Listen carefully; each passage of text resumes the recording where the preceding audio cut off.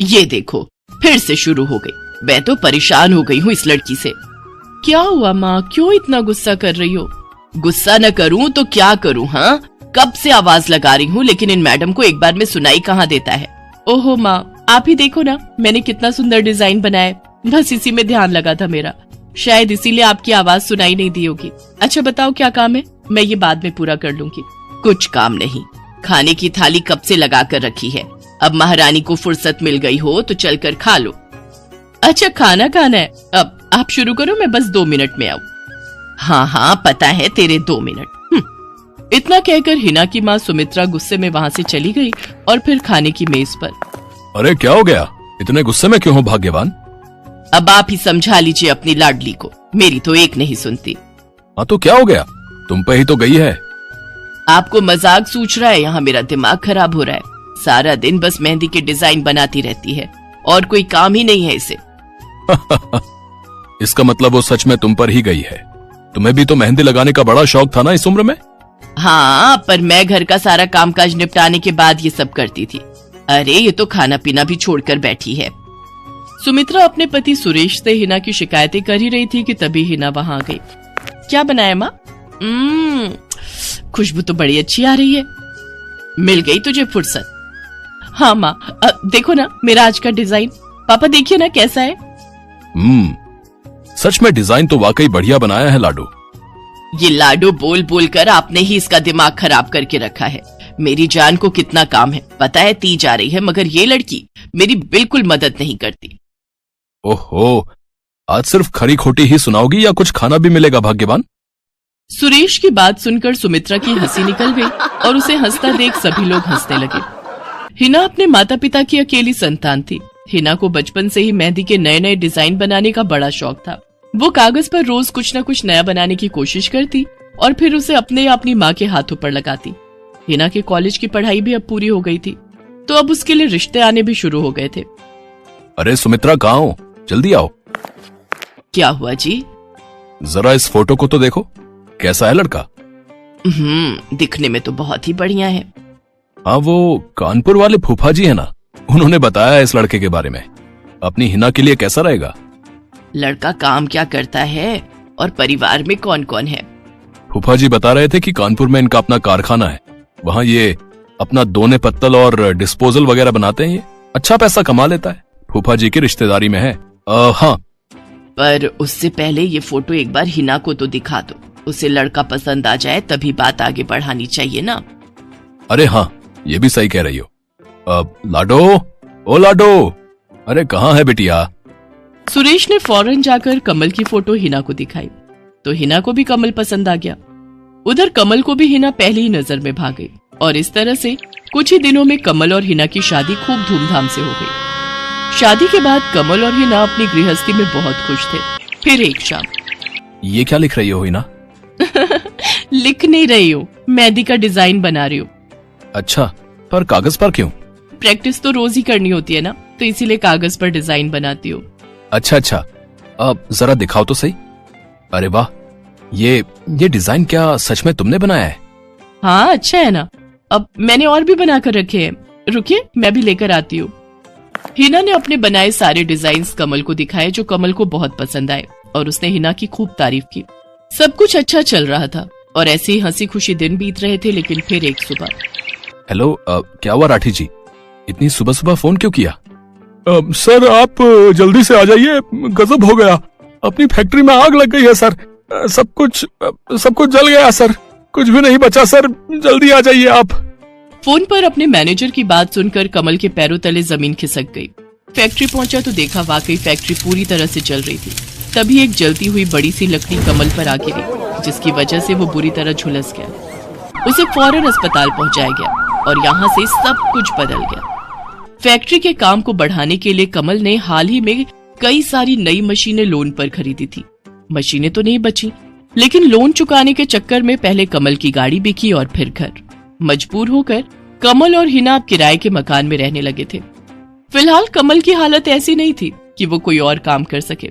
ऐसे में हिना ने घर चलाने का जिम्मा उठाया और वो घर घर जाकर औरतों के हाथों पर मेहंदी लगाने लगी। हालांकि इस काम से उसे बहुत कम पैसे ही मिल पा रहे थे, लेकिन हिना फिर भी पूरी मेहनत कर रही थी। क्या से क्या हो गया ना हिना, मैं किसी काम का नहीं रहा, हम बर्बाद हो गए। मैंने कहा था तुम्हें रानी बनाकर रखूंगा, मगर मेरे रहते हुए भी तुम्हें कितना संघर्ष करना पड़ रहा है। ऐसा क्यों कह रहे हैं आप बिल्कुल चिंता मत कीजिए, देखना धीरे धीरे सब ठीक हो जाएगा। हिना चाहती थी कि वो अपना एक पार्लर खोले, लेकिन फिलहाल ये मुमकिन नहीं था। मेहंदी लगाने का काम भी सीजन पर ही मिल पाता था, तो अब दिक्कत खाने पीने की भी होने लगी। ऐसे में हिना ने एक सेठ के घर मेड का काम करना शुरू कर दिया। और फिर एक दिन, सुन, तुझे कोई मेहंदी वाली पता है क्या? क्यों मैडम? अरे वो तीज आ रही है ना, तो मेहंदी लगवानी थी। हाँ, बाहर इतनी गर्मी है, अब ऐसे में कौन बाहर जाए, तो घर पर ही आकर कोई लगा दे तो बढ़िया रहेगा। अब हाँ मैडम, मैं बहुत अच्छी मेहंदी लगाती हूँ, आप मुझसे लगवा लो। ना ना ना, अगर खराब कर दी तो? तीज की पार्टी है मेरे यहाँ, मेहंदी तो बढ़िया ही लगवानी है मुझे। मैडम आप बिल्कुल चिंता मत कीजिए, और रुकिए, मैं अभी आपको कागज पर मेहंदी का डिजाइन बनाकर दिखाती हूँ, फिर आगे आप ही तय करना। इतना कहकर हिना ने फौरन एक कागज लिया और कुछ ही देर में उस पर एक बहुत ही सुंदर मेहंदी का डिजाइन बना दिया। और फिर, अरे वाह, ये तो सच में बहुत सुंदर है, बिल्कुल नया और बहुत ही खूबसूरत डिजाइन है। अब तू ये डिजाइन मेरे हाथ पर भी सेम टू सेम लगा देगी ना? हाँ मैडम, आप मुझ पर विश्वास कीजिए, मैं बचपन से ये करती आई हूँ। उस दिन हिना ने पूरे मन से अपनी मालकिन के दोनों हाथों पर मेहंदी लगाई। हिना ने जो डिजाइन बनाया था वो एकदम नया था और सुंदर भी। फिर अगले दिन, नमस्ते साहब, वो आपको कुछ? हाँ, मैं तुम्हारा ही इंतजार कर रहा था। ये कल शिवानी के हाथों पर तुम ही ने मेहंदी लगाई थी ना? जी साहब, मैंने ही लगाई थी। अब कोई गलती हो गई क्या मुझसे? नहीं, ऐसी कोई बात नहीं है, बस ये जानना था तुमसे कि मेहंदी का वो डिजाइन कहाँ से देखकर लगाया तुमने? कहीं से नहीं साहब, वो तो मैंने खुद से सोचा था, मैं कभी कहीं से देखकर डिजाइन नहीं बनाती। अच्छा, अगर ऐसा है तो जरा ये कागज और जरा इस पर एक मोर की थीम पर बेस्ड एक डिजाइन बनाकर दिखाओ, पर याद रहे डिजाइन बिल्कुल नया होना चाहिए। जी साहब, बस 2 मिनट दीजिए। हिना ने बस कुछ मिनटों के अंदर वो करके दिखा दिया, जिसे देखकर उसका मालिक साहिल मल्होत्रा हैरान रह गया। वाह, सच में कमाल है ये तो। अब तुमने डिजाइनिंग सीखी है क्या कहीं से? नहीं साहब, सीखी तो नहीं, लेकिन मुझे बचपन से ही शौक है मेहंदी लगाने का, तो बस इसीलिए। समझ गया। देखो हिना, तुम्हारा हुनर लाजवाब है और तुम्हें अपने इस हुनर को ऐसे बेकार नहीं जाने देना चाहिए। जी मतलब? तुम्हें पता है ना, मेरी फैक्ट्री में लेडीज कपड़ों के लिए कपड़ा बनता है, लेकिन काफी समय से मैं परेशान हूँ, क्योंकि सूट साड़ियों वगैरह के लिए मेरे पास नए डिजाइन की कमी पड़ गई है। लेकिन अब लगता है ये कमी नहीं रहेगी। बोलो, बतौर डिजाइनर मेरे लिए काम करोगी तुम? जी साहब, बिल्कुल करूंगी। ये हिना के लिए सपने के सच होने जैसा था। अब वो काम वाली बाई से एक डिजाइनर बन गई। वो साहिल की फैक्ट्री में बनने वाले कपड़ों के लिए हर रोज नए नए डिजाइन बनाने लगी, और इसके बाद साहिल के फैक्ट्री में बनने वाले कपड़े की डिमांड काफी बढ़ गई, और इसके चलते हिना को भी उसके काम की बढ़िया सैलरी मिलने लगी। हिना अब अपनी कमाई से न सिर्फ अपना घर खर्च चलाने लगी, बल्कि उसने शहर के बढ़िया डॉक्टर से कमल का इलाज भी कराया, जिससे कमल बहुत जल्दी ठीक हो गया और उसने भी काम करना शुरू कर दिया। पर इस सब में पूरा 1 साल बीत गया और एक बार फिर से तीज का त्योहार आया। देखिए तो कैसी लग रही हूँ मैं? बिल्कुल चांद जैसी लग रही हो। हिना ने नई हरे रंग की साड़ी पहनी हुई थी, जो उसने खुद डिजाइन की थी, और वाकई वो उसमें बहुत ही सुंदर लग रही थी। हिना, तुम सच में बहुत बहादुर हो। मैं तो उस हादसे के बाद उठकर खड़ा ही नहीं हो पाता, लेकिन तुमने सब कुछ ठीक कर दिया। तीज का ये त्योहार ही इसलिए है जी, मैं आपको कभी कुछ नहीं होने दूंगी।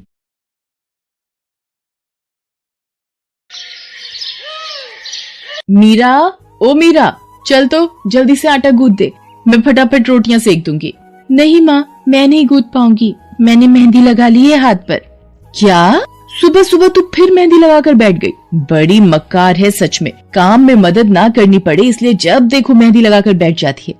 चल जल्दी से हाथ धोकर आ मेरे पास, मुझे काम पर जाने के लिए देर हो रही है। माँ बस आज कर लो ना, देखो ना मैंने कितनी मेहनत से कितना सुंदर डिजाइन बनाया है।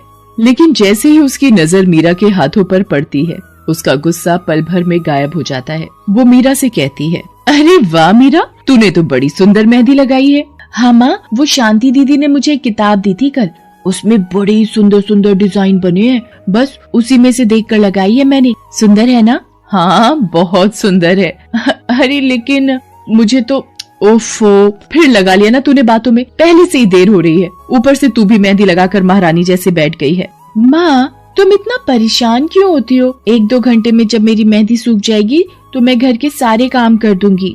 मीरा की बात मानकर कावेरी काम पर चली जाती है। वो एक बड़ी सोसाइटी के घरों में काम करती थी और इसी काम से कावेरी और मीरा का गुजारा चलता था। कावेरी के पति की कई साल पहले एक सड़क हादसे में मौत हो गई थी। तब से कावेरी पर ही सारी जिम्मेदारी थी। मीरा भी घर के कामों में उसका पूरा हाथ बटाती थी। मीरा को मेहंदी लगाना बहुत पसंद था। उसने अपने घर के पीछे मेहंदी के कई सारे पौधे लगा रखे थे, जिनका वो बहुत ख्याल रखती थी। वो अपने हाथों से मेहंदी के पत्तों को पीसकर अपने हाथों में लगाने के लिए तैयार करती थी। फिर एक दिन, मीरा, हमें इस जगह पर थोड़ी मोड़ी खेती कर लेनी चाहिए। ये मेहंदी के पौधों से कुछ कमाई थोड़ी ही हो रही है, खेती कर लेंगे तो कुछ पैसे ही बन जाएंगे। नहीं माँ, मेरे मेहंदी के पौधों को हाथ भी मत लगाना। बाजार से मेहंदी खरीदने के तो पैसे हैं नहीं हमारे पास, अब इन्हें तो रहने दो। ये कहते हुए मीरा की आंखों में आंसू थे। कावेरी उसके सिर पर हाथ रखते हुए कहती है, मीरा, मैं जानती हूँ तुझे मेहंदी लगाना बहुत अच्छा लगता है, लेकिन बेटा अपनी हालत तो तुझे पता ही है ना, मैं कितनी मुश्किल से। माँ, सब समझती हूँ मैं, जाओ कर लो जो करना है। इतना कहकर मीरा रोते हुए वहाँ से चली जाती है। कावेरी को उसके लिए बुरा लग रहा था। वो मीरा की मेहंदी के पौधों को कुछ नहीं करती। ऐसे ही कई दिन गुजर जाते हैं। ज्यादा काम करने की वजह से कावेरी की तबीयत खराब रहने लगी। वो बहुत जल्दी जल्दी बीमार पड़ने लगी। तो मीरा ने उससे कहा, माँ, तुम रहने दो, तुम्हें बुखार है, रात भर सोई नहीं हो, मैं चली जाती हूँ काम पर। नहीं मीरा, तू कैसे? ना, नहीं, मैं ठीक हूँ, मैं जाती हूँ। कावेरी जैसे ही उठकर चलने की कोशिश करती है, अचानक उसे चक्कर आ जाता है। मीरा उसे सहारा देकर बिस्तर पर लिटा देती है और उससे कहती है, बस माँ, अब तुम आराम करोगी और काम पर अब से मैं जाऊंगी। कावेरी घर पर रहकर आराम तो कर रही थी, लेकिन वास्तव में उसे अच्छे इलाज की भी जरूरत थी, जिसके लिए पैसे थे नहीं। दूसरी तरफ अब हर रोज मीरा काम पर जाती और लौटकर घर के भी सारे काम उसे ही करने पड़ते थे। इस सब में उसे मेहंदी लगाने का बिल्कुल भी वक्त नहीं मिल पाता था। मीरा, कितने दिन हो गए तूने मेहंदी नहीं लगाई? हाँ माँ, बस मन नहीं कर रहा। अच्छा, मेहंदी लगाने का तेरा मन नहीं? मैं सब जानती हूँ। मैंने बिस्तर पकड़ लिया है और मेरी फूल सी बच्ची पर सारे काम पड़ गए हैं। अब बस बहुत हो गया आराम। मीरा, जा, तू जाकर मेहंदी लगा ले, आज मैं जाऊंगी काम पर। नहीं माँ, तुम कहीं नहीं जाओगी, मैं कर लूंगी सब। और मैं सच बोल रही हूँ, मैं बड़ी हो गई हूँ, ये मेहंदी वेहंदी का मुझे शौक नहीं। इतना कहकर मीरा काम पर जाने के लिए घर से निकल जाती है। कावेरी की आंखों में आंसू आ जाते हैं। मीरा सोसाइटी के कई घरों में काम करती थी। उन्हीं में से एक घर आरती का भी था। उसके घर पर तीज का त्योहार बड़े धूमधाम से मनाया जाता था। तीज की तैयारियों में मीरा भी मदद कर रही थी। इसी बीच, अरे ऐसे कैसे? मैंने सारे रिश्तेदारों को बुला लिया है, मेरी सारी फ्रेंड्स भी आने वाली हैं। मैं क्या कहूँगी उन्हें? फोन पर काफी देर बहस करने के बाद आरती फोन रख देती है। उन्हें उदास देखकर मीरा उससे पूछती है, क्या हुआ मैडम जी, आप कुछ परेशान लग रहे हो? हाँ मीरा, बड़ी मुसीबत हो गई। कल तीज का फंक्शन है, मैंने सबको मेहंदी लगवाने के लिए यहीं बुला लिया है और आखिरी मौके पर ये पार्लर वाली धोखा दे गई। कह रही है कल नहीं आ पाएगी। अब क्या होगा? इतनी जल्दी कौन तैयार होगा सबको मेहंदी लगाने के लिए? मैडम जी, वैसे मैं भी ठीक ठाक मेहंदी लगा लेती हूँ। अरे हाँ, कावेरी ने मुझे बताया तो था एक बार कि तुझे मेहंदी लगाने का बहुत शौक है। वैसे मुझे तो कोई परेशानी नहीं है। तू देख ले बेटा, बहुत सारे हाथ लगाने होंगे और मेहंदी बढ़िया लगनी चाहिए सबके। आप बिल्कुल चिंता मत करिए मैडम जी, मैं सब अच्छे से करूँगी। बहुत दिनों बाद मीरा के चेहरे पर खुशी थी। उसने घर पहुंचते ही मेहंदी के खूब सारे पत्ते तोड़कर पत्थर पर पीसना शुरू कर दिया। ये देखकर कावेरी ने मीरा से कहा, अरे मीरा, शाम हो गई है, अब मेहंदी मत लगा, मौसम भी ठंडा है बेटा। ये मेहंदी मैं अपने लिए नहीं पीस रही माँ, वो 5वें फ्लोर वाली मैडम जी है ना, कल उनके यहाँ लगानी है। अच्छा बेटा, पर ध्यान से बेटा, वो बड़े लोग हैं, कोई गलती ना हो जाए। माँ, तुम बिल्कुल चिंता मत करो, मेहंदी लगाने में मुझसे कभी कोई गलती हो ही नहीं सकती। मीरा खूब सारी मेहंदी तैयार करके अगले दिन आरती के घर पहुंच जाती है। वो अपनी मेहंदी को कोन में भरने लगती है कि तभी आरती की एक फ्रेंड आरती से, आरती, ये किसे बुला लिया तुमने? मैंने जिस पार्लर का नंबर दिया था तुम्हें, उससे बात नहीं हुई क्या? हुई तो थी, लेकिन उसने आखिरी वक्त पर मना कर दिया। तुम बिल्कुल चिंता मत करो, ये मीरा है, मेरी हाउसमेड है ना कावेरी, ये उसी की बेटी है, बहुत अच्छी मेहंदी लगाती है ये। ओफो आरती, तुम भी ना, पार्लर की बात अलग होती है। उन लोगों का मटेरियल ब्रांडेड होता है, मेहंदी के रचने की गारंटी मिलती है वहां से। और इसकी मेहंदी तो मुझे कुछ समझ नहीं आ रही, इस पर तो कोई लेबल तक नहीं है। अगर कुछ गलत रिएक्शन हो गया हाथों पर तो। आप बिल्कुल चिंता मत कीजिए मैडम जी, ये मेहंदी मैंने खुद पीस कर तैयार की है। मेरे पास बहुत सारे मेहंदी के पौधे हैं, इसमें कुछ भी ऐसा नहीं है जो आपके हाथों को नुकसान दे। ना भाई ना, सॉरी आरती, बट मैं अपने हाथों को लेकर कोई रिस्क नहीं ले सकती। तुम सब लगवाओ, मैं तो पार्लर जाकर ही लगवाऊंगी। इतना कहकर आरती की दोस्त शालिनी वहां से चली जाती है। आरती मीरा को इशारा देकर काम शुरू करने को कहती है। अरे वाह, मानना पड़ेगा, इस बच्ची ने कमाल की मेहंदी लगाई है। मुझे तो नहीं लगता कि इस मेहंदी का वैसा रंग आएगा जैसा पार्लर वाली मेहंदी का आता है। अब बस भी करो शालिनी, मेहंदी कैसी रचेगी ये कल तक पता चल ही जाएगा ना। बच्ची है वो, उसे इस तरह डराओ तो मत।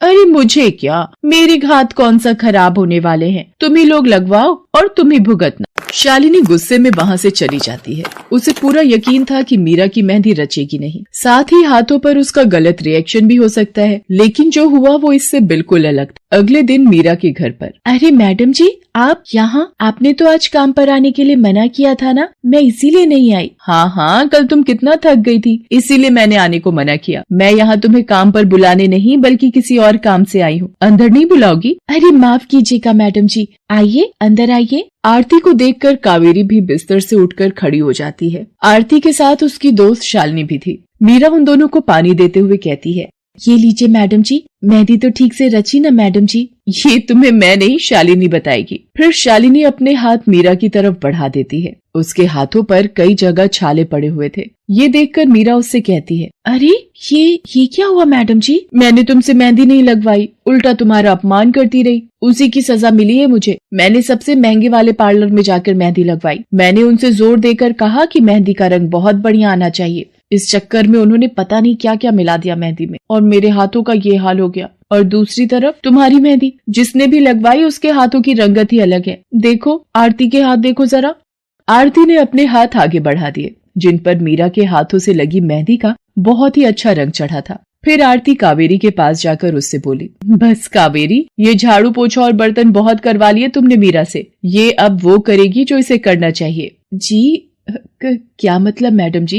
ये अब मेहंदी लगाएगी सबके हाथों पर। हमारी एक दोस्त का अपना ब्यूटी पार्लर है, उसे मीरा का काम और उसकी मेहंदी की क्वालिटी बहुत अच्छी लगी। वो मीरा को अपने यहाँ काम देना चाहती है, अच्छे पैसे भी देगी वो मीरा को, और तो और वहाँ रहकर मीरा पार्लर के दूसरे काम भी सीख पाएगी। आरती की बात सुनकर कावेरी की आंखों में आंसू आ जाते हैं। वो हाथ जोड़कर आरती का शुक्रिया अदा करती है। मीरा भी बहुत खुश थी। अब न सिर्फ वो अपना मेहंदी लगाने का शौक पूरा कर सकती थी, बल्कि अच्छे पैसे कमाकर अपनी माँ का इलाज भी करवा सकती थी।